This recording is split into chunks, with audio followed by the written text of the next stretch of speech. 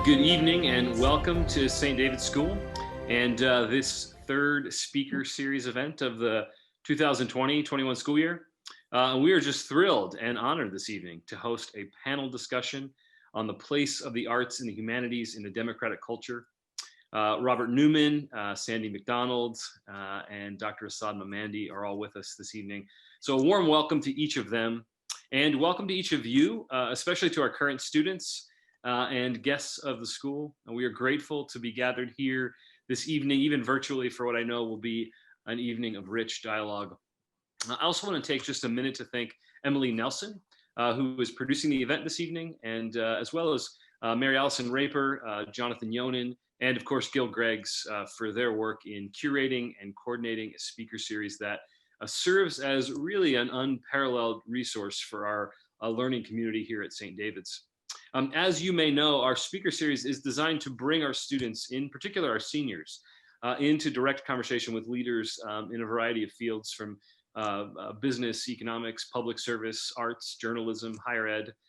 These are leaders and public figures who we hope our students will want to emulate, both in the kind of great work they've devoted themselves to, but also in the way that they have gone about their work.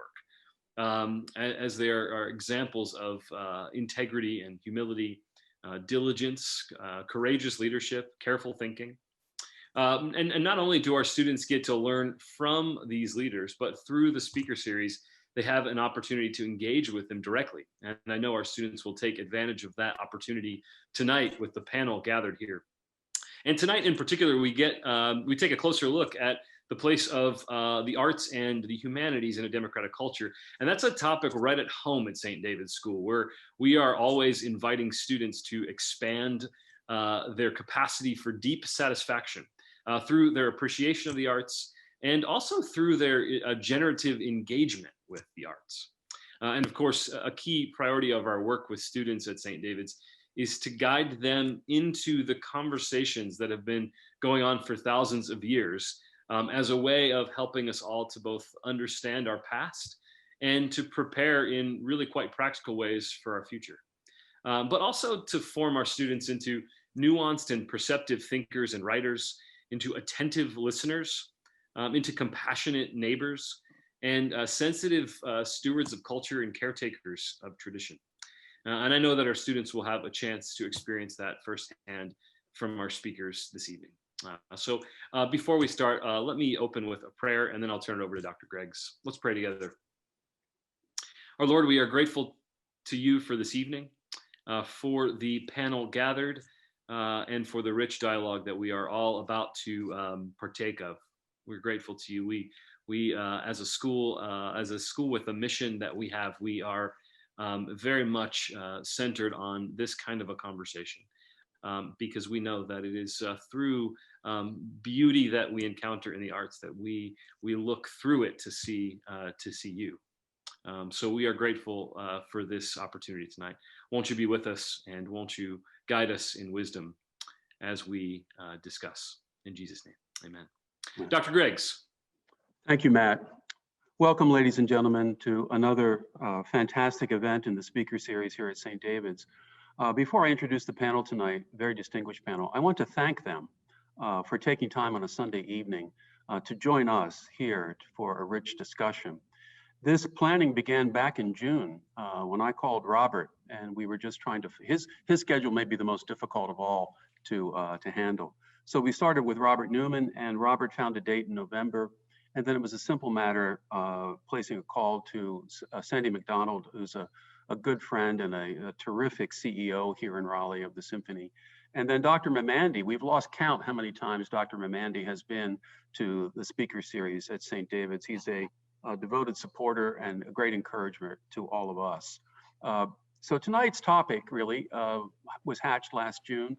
Robert and I were talking about this, about what is the place of the arts and the humanities in a culture, in a democratic culture that's increasingly technological, in a culture that increasingly asks people to specialize, in a culture that frequently tells people that the past isn't really as important as we used to think it is.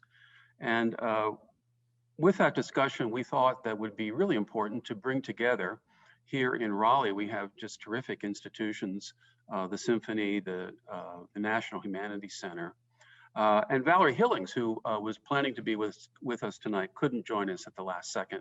Valerie is at the North Carolina Museum of Art.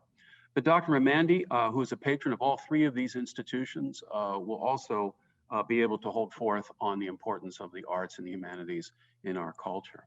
But let me begin by introducing all three of these wonderful people. And I'm going to take my time with this. I want you to hear carefully just how accomplished these people are. Let's begin with Sandy McDonald. Sandy is the president and chief executive officer for the North Carolina Symphony. Sandy oversees the operation of the $12 million professional orchestra of 67 musicians, 38 administrative staff, 175 annual performances across the state. Her responsibilities include support for the mission of the symphony to perform at the highest artistic quality and level, to embrace the dual legacy of a statewide service and music education. Prior to joining the North Carolina Symphony, Sandy worked for the Cleveland Orchestra, the Cleveland Symphony Orchestra, the Seattle Symphony, and the Toronto Symphony Orchestras. She was born in Toronto, Canada, and has a bachelor's degree in marketing and a master's degree in business administration. And please welcome to St. David's, Sandy McDonald. And at this point, Sandy, we're all going to clap virtually. Thank you for joining us. Thank you. Also on the screen, you see Robert Newman. Robert is the director of the National Humanities Center here in the Research Triangle Park. Dr. Newman was previously Dean of the College of Humanities and Professor of English and Associate Vice President for Interdisciplinary Studies at the University of Utah, which makes him a Westerner in a way. He taught at the University of South Carolina, where he was the English Department Chair, and he taught at Texas A&M University and the College of William and Mary. Dr. Newman is a literary scholar with a PhD from the University of North Carolina at Chapel Hill. And his scholarship has focused on 20th century English literature, culture, and narrative theory. He's an expert on the work of James Joyce. So please welcome to St. David's, Dr. Robert Newman. Again, we're going to clap virtually, Robert, for you. And our third member of the panel tonight is the well-known, famous, esteemed Dr. Asad Mamandi, a noted psychiatrist, humanist, philanthropist, musicologist, linguist. I could go on. Dr. Mamandi is the adjunct professor of psychiatry at the University of North Carolina School of Medicine in Chapel Hill. He's a distinguished life fellow of the American Psychiatric Association, the founding editor and editor-in-chief of Wake County Physician Magazine from 1995 into 2012. Dr. Mamandi received the Raleigh Medal of Art in 2001. He was inducted to the Raleigh Hall of Fame in 2013, elected a lifetime trustee to the North Carolina Symphony in 2015, and he is the 2016 recipient of the North Carolina Award in Fine Arts. And there are many other awards that I could have listed. We'll be here till 7:30 if I read them all. But please welcome back to St. David's, welcome home, Dr. Asad Mamandi. Thank you, Asad, for joining us. Sandy, if we can we begin with you tonight?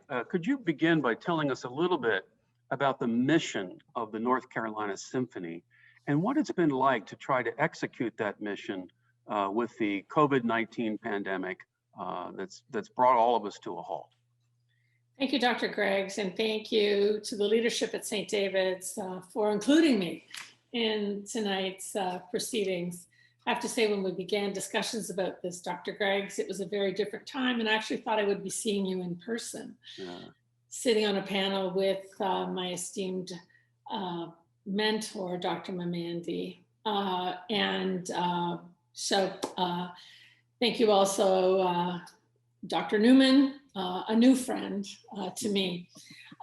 So the North Carolina Symphony, we're very smart, we're very clever in the North Carolina Symphony. We include our mission in my bio, which I will repeat is the service to the state of North Carolina in our dual mission of extraordinary performance excellence and music education. And so pivoting to the realities of the pandemic, just to remind everyone, on March 11th, we sort of thought maybe there was a problem brewing. And on March 12th, I stood in front of our orchestra and said, this is our last rehearsal for what I thought was an intermission.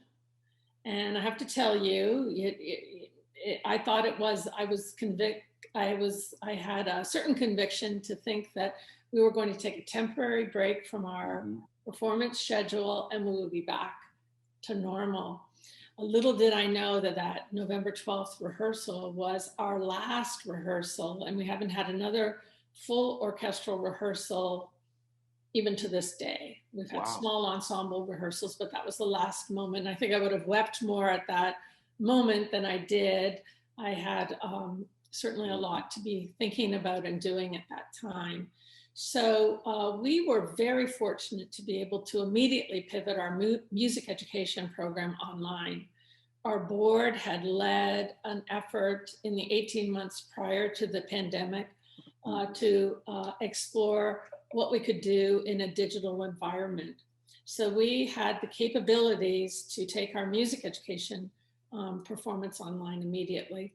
And in lockdown, our musicians, who are the creative engine behind our organization, and I am indeed honored to lead an organization of creative thinkers, our musicians, the largest group between Washington, D.C. and Atlanta, Georgia, to lead them in creative application of their work from home in the time, if you remember, it seems so long ago now, of lockdown, until, you know, today we are able to perform in small ensemble formats. We produce a performance every 2 weeks that we release to the public, and I feel very fortunate about that. But I just want to add, I am reminded through this entire period of the founders of the North Carolina Symphony.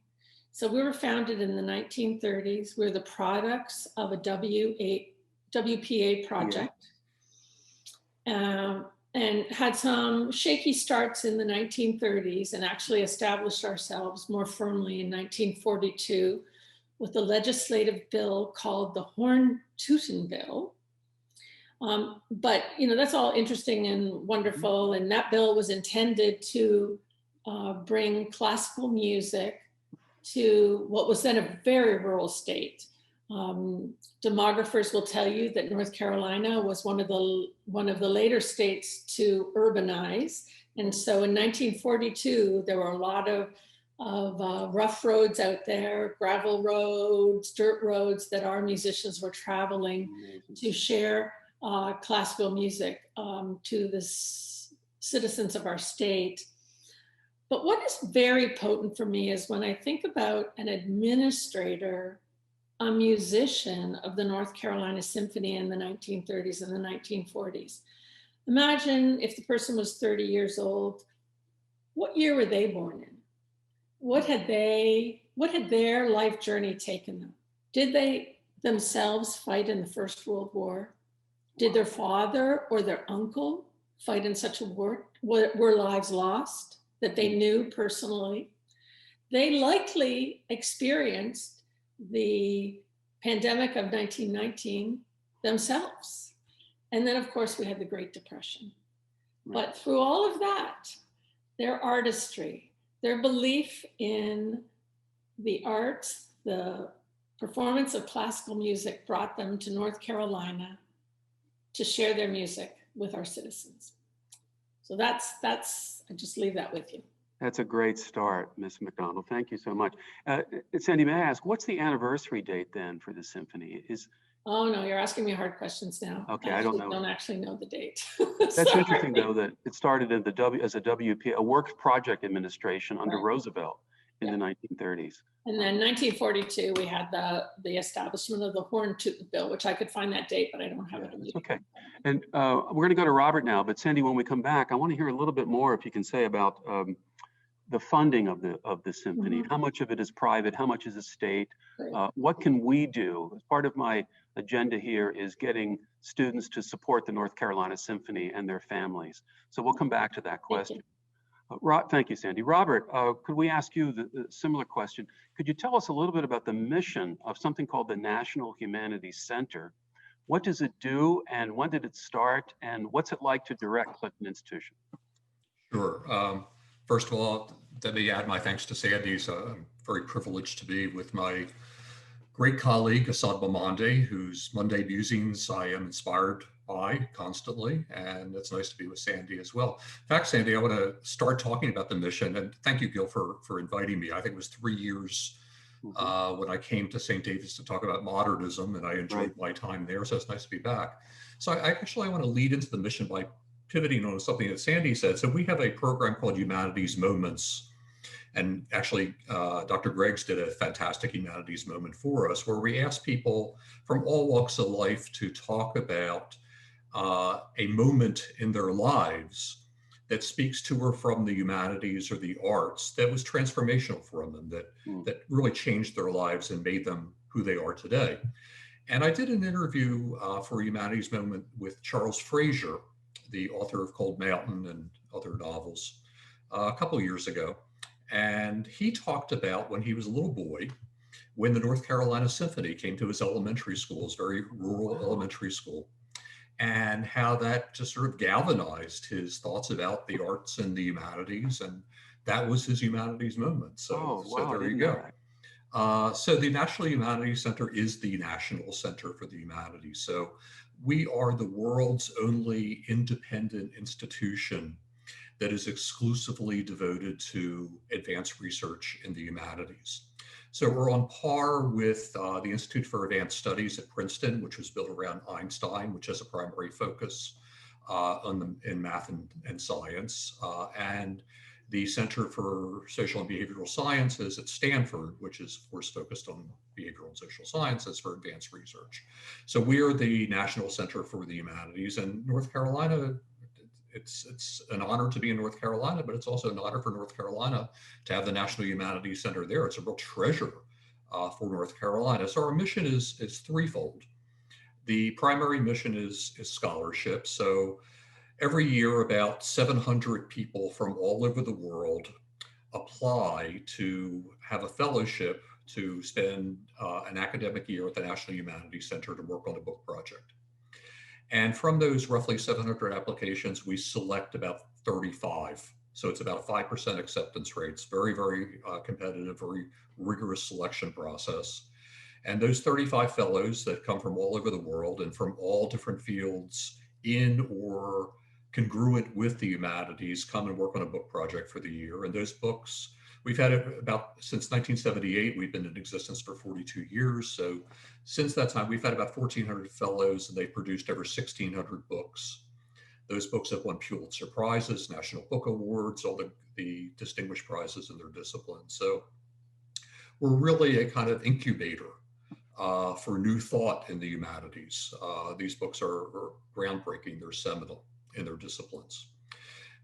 We also have a very robust education mission, which reaches out to and is used by about 4 million educators across the country annually.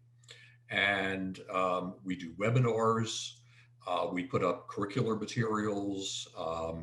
Most of the materials that we put up are vetted through or conducted by former fellows, so they have a scholarly credibility that's really unparalleled in online education. And the third part of our mission is public engagement, where we try to explain to the general public what's important about the humanities, why the humanities are so central to a vibrant democracy and to a fulfilling life. We do various events at the center and digitally as well and virtually. And of course, with the pandemic, we've pivoted almost exclusively to virtual material. So we do virtual book clubs. When the pandemic hit and I had to close down the center in March, we maintained all of our mission virtually. But we immediately started a virtual book club on loss and recovery. We have a number of former fellows that have written books about loss, grieving, and recovering from loss. During the protests during the summer about racial injustice, we did a book club on racial injustice with fellows that have written books about the history of racial injustice. And with the perhaps most consequential election since 1932 in our country in October, we focused in a virtual book club on American democracy and the roots of American democracy. So these three parts of our mission are very, very well integrated. They complement one another and they buoy one another as well. Robert, is Jill Lepore coming back? I was really looking forward to her last May, and we had to cancel it because of the COVID pandemic. Right. So we were going to do, Gil was referring to a conference that we were going to do on the Constitution then and now, and Jill Lepore was going to be one of the featured speakers. So we had to postpone that, and we'll look to doing that probably in next year in 21, 22. Okay. We're going to do one in a virtual conference on artificial intelligence in the humanities this April. Yeah, and she's written about that recently. Yes. About how elections are. She writes about almost anything. She's just amazing. I never miss her articles in the New Yorker. Yeah, she's incredibly prolific. Robert, we'll come back to you in just a second. Sure. And I want to ask a little bit more about that public education project that you have and the humanities moments, which I think are terrific. I didn't know that about Charles Fraser, that it was the North Carolina Symphony that was his moment. I'll have to watch that one. Mm-hmm. That's great. And Dr. Craigs, if I could jump in. Please, May 1932, I know Dr. Numandi is going to, as soon as I looked at that date, I thought, of course, May 1932, May 14th specifically, which has a deep link with Dr. Numandi and his family. So that's wonderful to know, Sandy. Thank you. We have a big anniversary coming up then. The 90-year anniversary will be here soon. Our third panel member tonight is the most distinguished Dr. Asad Mamandi. And Dr. Mamandi, I want to ask you to speak a little bit at first about your own story. That is, how it is growing up in Iran that you learned to come to love the arts so much. And I should explain to everybody that Dr. Mamandi truly is a Renaissance man. And I mean this. This is not an exaggeration by any means. Every time that he and I meet or have coffee or have lunch, we end up talking about various operas in German or Italian or French, or we talk about the origin of words in various languages. He knows so much about all these things. But Dr. Mamandi, how is it that the arts have become so important to you, so much so that you've been able to generously support them? Thank you for having me. By the way, I do have Parkinson's disease, which compromises the voice. So if you can't, unintelligible, let me know. I will, thank you. Well, I thought we do take a few minutes and take a psychological scalpel and dissect humanity to understand them. Once we understand them, then it becomes easier to internalize them. Mm-hmm. Personally, thank you for asking a personal question. I owe everything I know I have to my parents and 8 older siblings. I'm the youngest of 9. And I've been fortunate because all these people have been teaching me, and I have been fortunate to be an avid learner. I continue to learn. Mm-hmm. So the key issue of humanity, the key issue of philanthropy, the key issue of generosity and giving has to do with our orientation. And of course, I grew up with music, with books, and I feel very humble, honored, and grateful. Now let's look at the components of humanities and what makes a person generous or giving. A baby is born a pile of narcissism. The baby is not innocent. Baby is sinful because they are narcissistic and they have to be in order to protect themselves and grow. And the mission of life and the greatest gift God has given us, at least I feel given me, is the opportunity to transform a massive narcissism to a balanced humanistic altruism. And if we fail in the middle there somewhere, we are going to be a flawed human being, really. Now, the institutions that you have mentioned, North Carolina Symphony, brings me joy. I breathe oxygen, I eat food, I use music, especially classical music and opera. Without it, I could not live. So I'm very thankful to people like Sandy and what they are producing for us. The Museum of Art, the same way, that I have supported, and I'm delighted every time I go there. It feeds my artistic curiosity. So you might say at the end, I'm concluding all these things are for me, which is narcissistic. And it's very important to note and be aware of every moment of our lives. The 7 major religions, starting with Zarathustra, Zoroastrian, to most recent Islam, 685. They preach and teach us, be good to others, do good to others, because it ends up helping you. That's not altruism, that's selfishness. Right. I'm going to do some good for somebody or the society because ultimately it's going to help me. So at the beginning, we need to set things straight, that generosity and giving, make sure it is not to serve you and get your name and embellish your lifestyle. Now, the way I got involved, as I said, through my parents, through my upbringing, my childhood, and I claim nothing really. I'm thankful. There is a disciple, St. Paul, of whom I'm very fond. He was a good writer, he was a good musician, Sandy, St. Paul. And he talks about grace. Grace is a gift given to us without earning it. I feel like I've been subject to grace because what I've done, I have not earned and was given to me. And I'm very humble and thankful.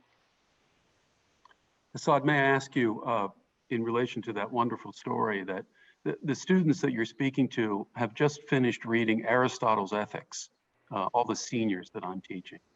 And Aristotle points out, just as you did, that when we're born, we're a bundle of, he says, we're vicious. We don't know right from wrong. And we have these, we're governed by instincts and drives.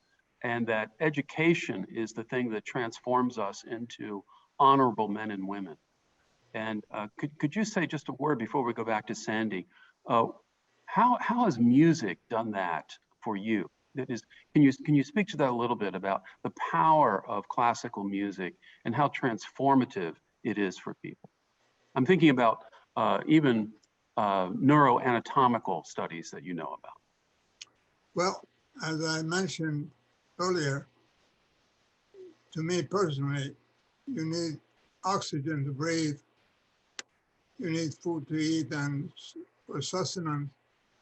You need the arts, especially classical music and opera, to develop you intellectually, emotionally.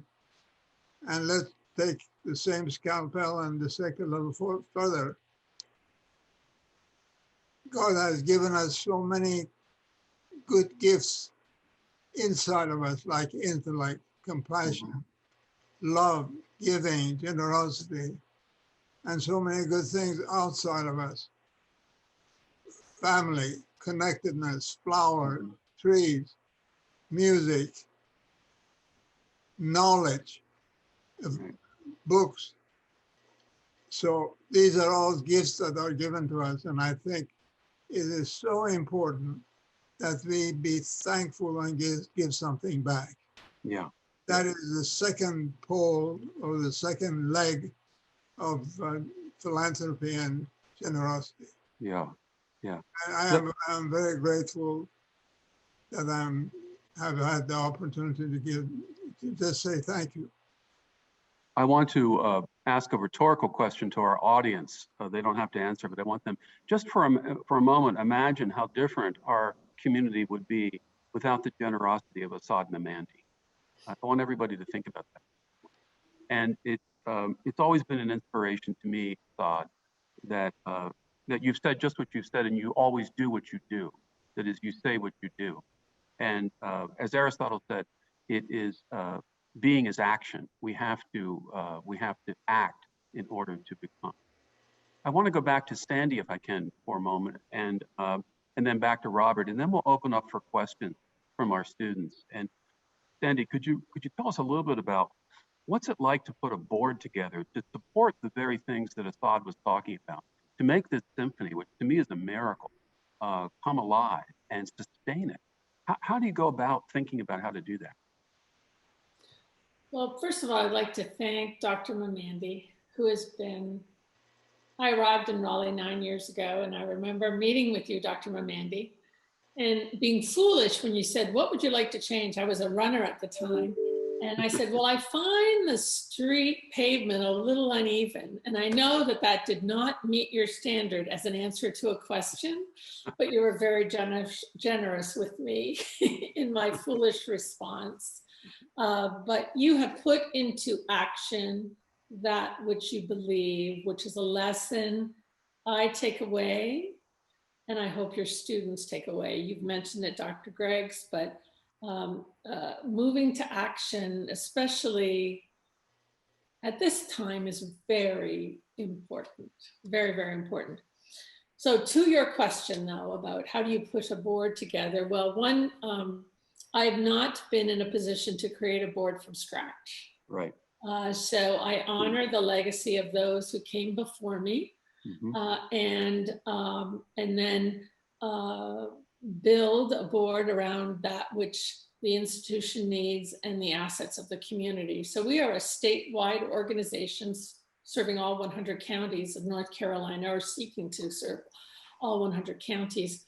And so we have a geographic imperative, and also need to provide a board that represents the people of the state, as well as a board that is philanthropically inclined, which is complicated.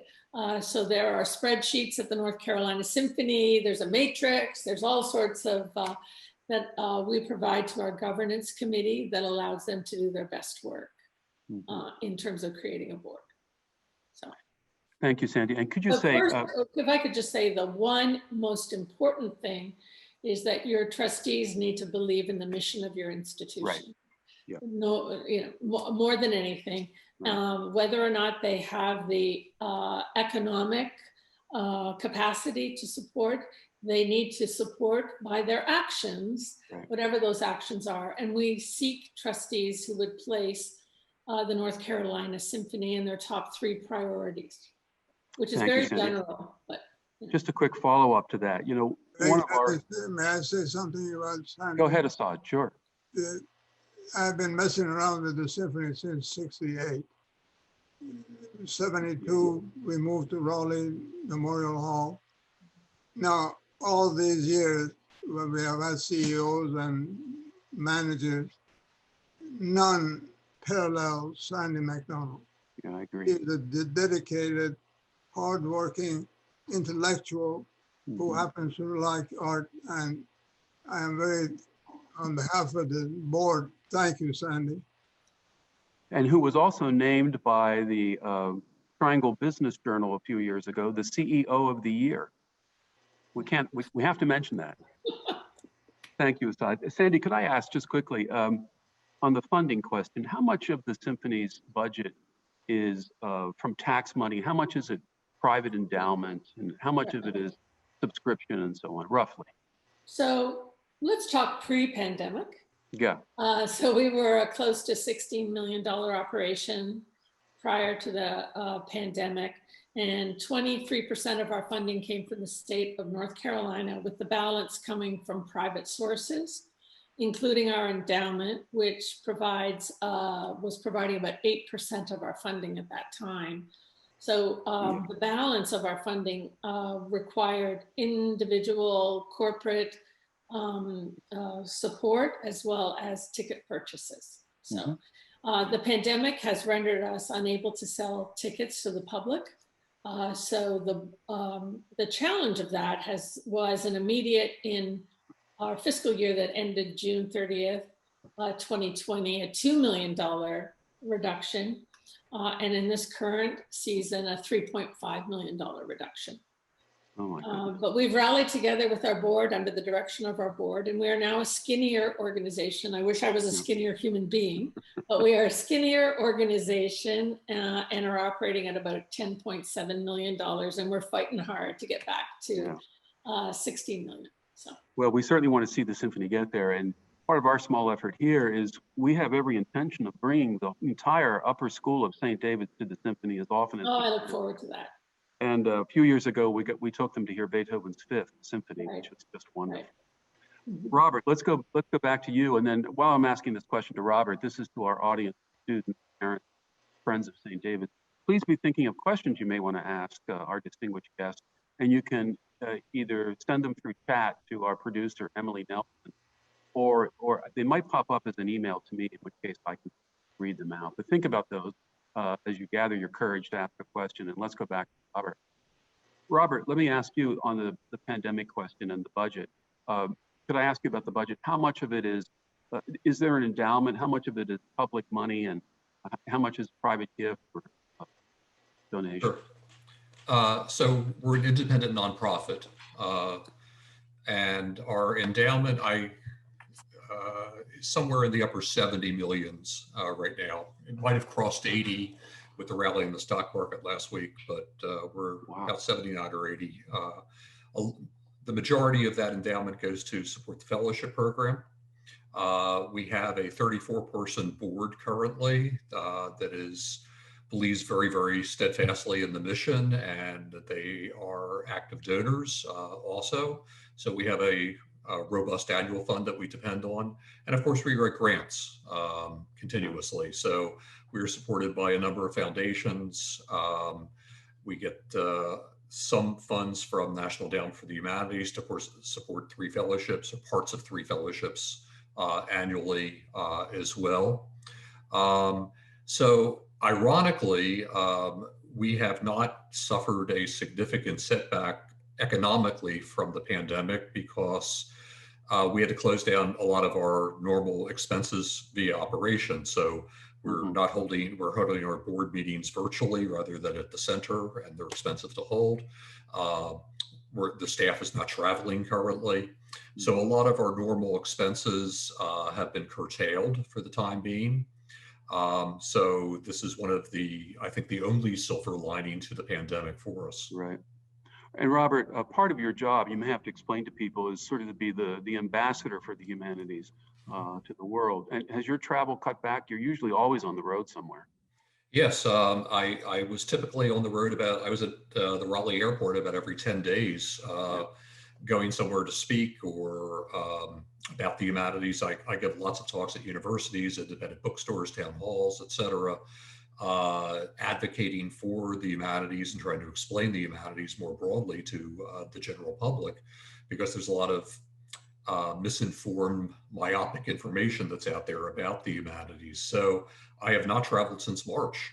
I've been on Zoom almost constantly, as I'm sure a lot of us have. And we have become at the center very, very adept at taking advantage of Zoom to translate what we would normally do on the road via Zoom. It's not quite the same thing, and having a Jalapur at the center with 200 people in the audience is much preferable to doing something by Zoom, but we've adapted. Great. We have a question come in that I want to give to you in just a second, but let me just ask, Robert, is there a class of fellows this year?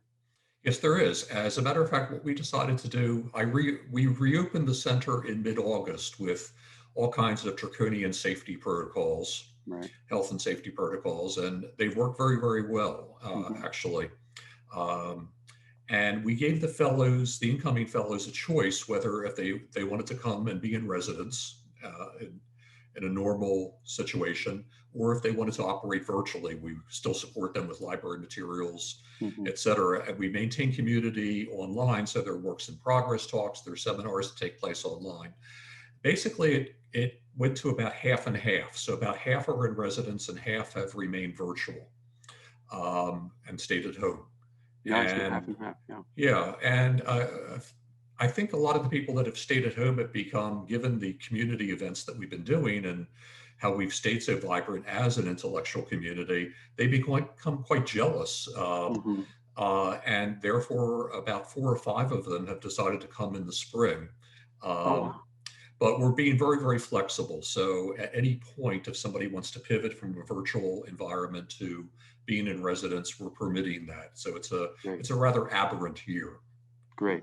We have a question I want to pose to all three of you. It's coming from Cheryl Exum. And Cheryl's asking, what kind of connections or synergy are possible between the visual arts and the musical arts? And Sandy, I'm thinking back to that great series you did a few years ago on World War I, on the anniversary of, I guess it was 1917 and then 2017. But what, and Assad, this may also come to you. Is there a connection between music and visual art? Let's start with Assad. Definitely. There is a phenomenon called synesthesia. And this is when you are listening to, let's say, music, you start seeing or hallucinating, whatever. I accused Robert of having his horse, and it was a dog, not a horse, so I was hallucinating. Coming back to the synesthesia, there is definite connection intellectually and in our brain and anatomically. Mm-hmm. There is a limbic system. There are 7 structures: thalamus, hypothalamus, amygdala, hippocampus. Don't want to belabor the point, but they are all interconnected through syncytium and synapses with the transitional neurons in the base of the brain. And when you stimulate one part in sympathy, synesthesia, Mm-hmm. in concert with the other parts of the brain, you can enjoy all kinds of arts. So there is definitely anatomically, intellectually, and spiritually connection between various forms of art. Now I have to be very careful. I am ignorant when it comes, let's say, to jazz or rap music. I'm not talking about those kinds of music. I'm talking about classical music and opera. Great, yeah, that's right. There's something about, it does come together in opera, doesn't it? Which is music, visual, like seeing a dream on stage, I think, about opera. I think about that. Absolutely. Robert, let's run that question by you. We have another question to come, and then Sandy, if you want to add to that. You did a terrific lecture, Robert, a few years ago for us on modernism. And I remember you showing a scene from the battleship Potemkin. Do you recall that? Yeah, so I was talking about Montage. Right. And Eisenstein was one of the originators of using montage in film. And the idea of montage in film was adapted by a number of novelists in the early 20th century.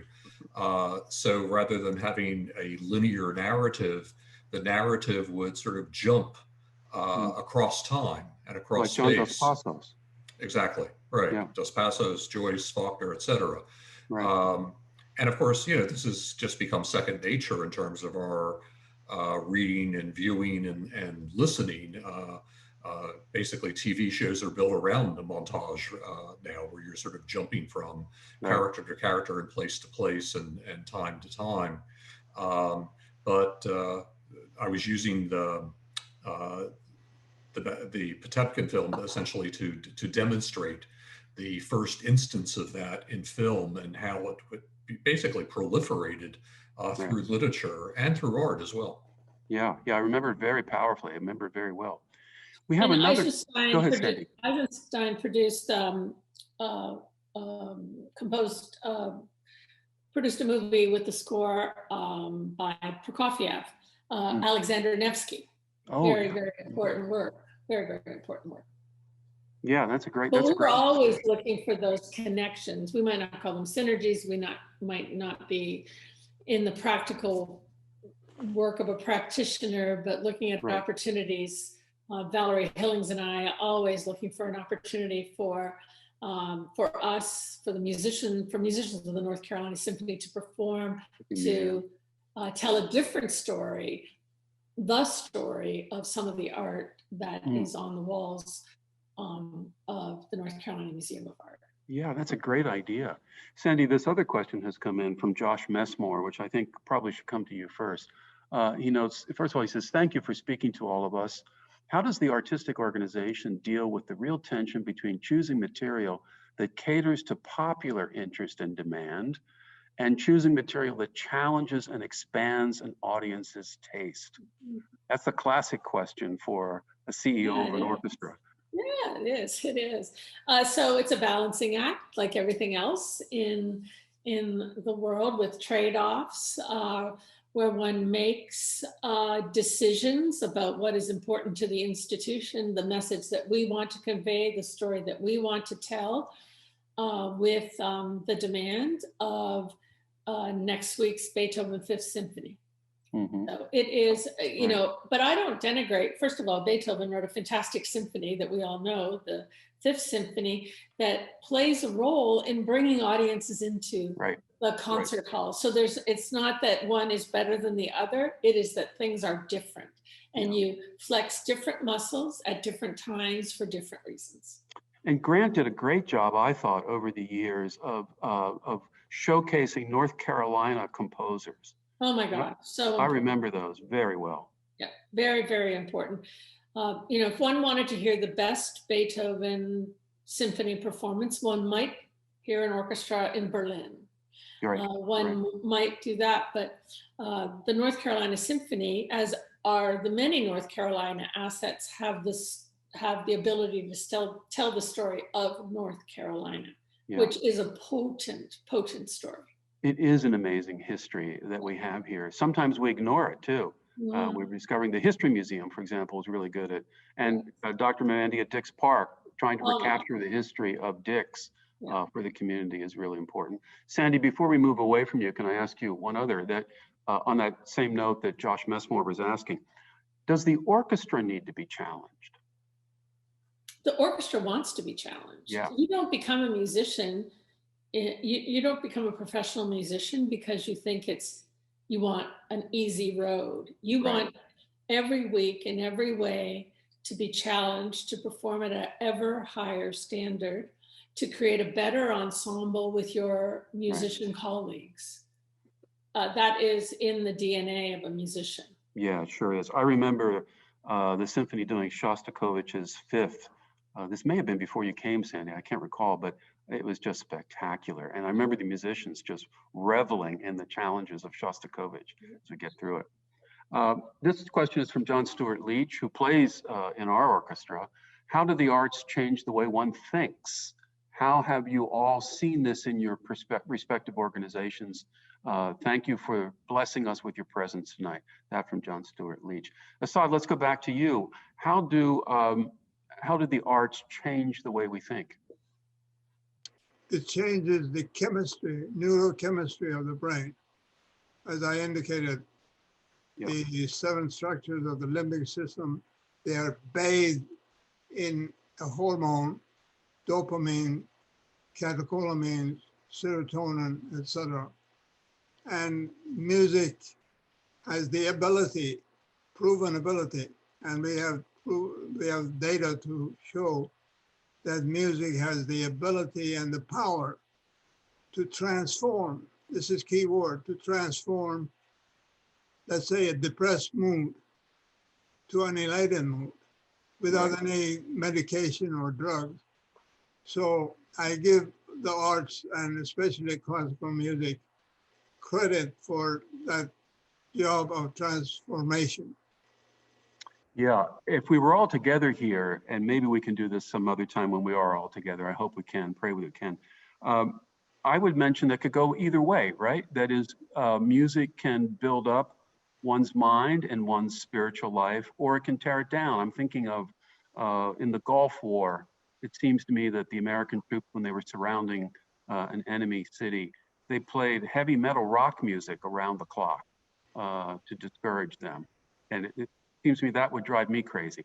But it could go either way. And there's that very famous scene you may remember from Shawshank Redemption, where the prisoner who's been in prison for a long time feels freed up when he plays the Sol aria from Mozart's Figaro.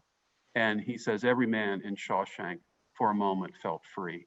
There is something to the power of music that can liberate in a way that we can't do in any other way. Like poetry, maybe, Robert. I'm trying to think of how some lines of poetry can do this for people. Well, I think that's absolutely true. I think great literature, great music, great art are great because they have the power of connection, and they dip into our emotions and elicit emotions, and they elicit connectiveness, they elicit empathy, they elicit compassion. They make us more than ourselves. Right. And that kind of bridging power, that kind of connectivity is what is so essential about the arts and music and the humanities and literature. And, you know, not having limiting access to those things and limiting the culture that underpins our democratic institutions is a real transgression of what makes us powerful and what makes us most human in all of our complexities and all of our messiness. Yeah, that's so well put, Robert. That's, of course, what we're talking about tonight. I think of the National Gallery of Art in Washington, which is just an unbelievable gift to the nation from Mellon, you know, who left his art collection. And I have to say, every time I go to Washington, D.C., I spend hours and hours at the National Gallery. And I really feel different when I come out than when I went in. I feel cleaner. I feel more alive, more human, more responsible for myself and for others. And that's a good feeling, I think. More altruistic. More altruistic. That's right. Yeah, that's right. Others matter more. I moved to agape rather than eros, Assad, where I care more about others. I think, Gil, it also goes back to your previous question about being challenged. I think one of the things that great art and great music and great literature do is to challenge us. It pushes us past our comfort zones, right, and makes us sort of stretch our imaginations a bit. And I think that's a healthy thing. Yeah, so well put, Robert. Can I ask this question as we're drawing near to the end of the hour? COVID is tiresome. We're all tired of it. Here at St. David's, we have spent a lot of money putting up tents. And as you were saying, Robert, it's worked well. We've actually been safe, and we've been able to hold class. We're all wearing masks, and we're all careful. How does this look for you as you go forward with your institutions? Sandy, let's go back to the Symphony. Can you make it through to another year? Will we be okay by next season, do you think? What does okay mean? That is, can I go back to Mandy Hall and hear great music? I think we should. Yeah, I'm a big believer in public health and support Dr. Mandy Cohen's instruction to all of us. Right. Our musicians have remained healthy during this period. Our administrative staff has, our board has, and I applaud people for being public health conscious.